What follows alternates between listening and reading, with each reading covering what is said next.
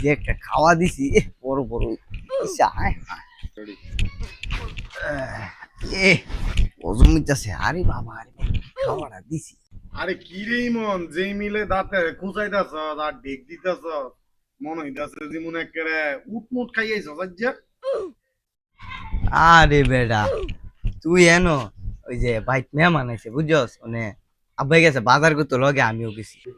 তোর আব্বাই না তোরে কোনোদিন বাজারে লয়ে যায় না, তো আজকে লয়ে গেছে কি রে? আরে বেটা, বুঝছ নাকি আজ যে শুক্রবার না, বাইক মেহমান আছে।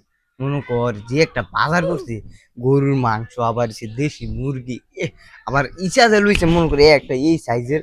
তা মনে কর বাইতে না গরম তেল দিয়া বাইক যে আমার মোহ জিম দিয়ে যেতাম, যে একটা পাল লাগছে বেটা, মনে কর পেটটা বইরা খাইছি।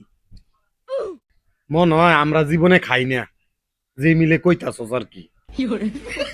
মনে হয় 6 মাসে একদিন যে বাজার করছে, ও মামাটিয়া ভাইছস আছে মনে হয় কোনো কাছে এম যে লইতাছে। আরে বেটা, ওই যে গলদা চিংড়ি আছে না, ওই যে ম্যাগনার ম্যাগনার পেলাম এরকম সাইজের ইচারি, দেখতে যে একটা ভাল লাগছে, আর খাইতে তো মনে করুন কতই না। তা ওই দেখছো না বেটা, সাবা তৈরি বেটা। ভাই যাচ্ছে যাইগেছে এমতে, তোর গলদা চিংড়ি তুই ওই খা, আর তোর মেঘনার ইয়া চিংড়ি তুই খা, যা বাবা যা।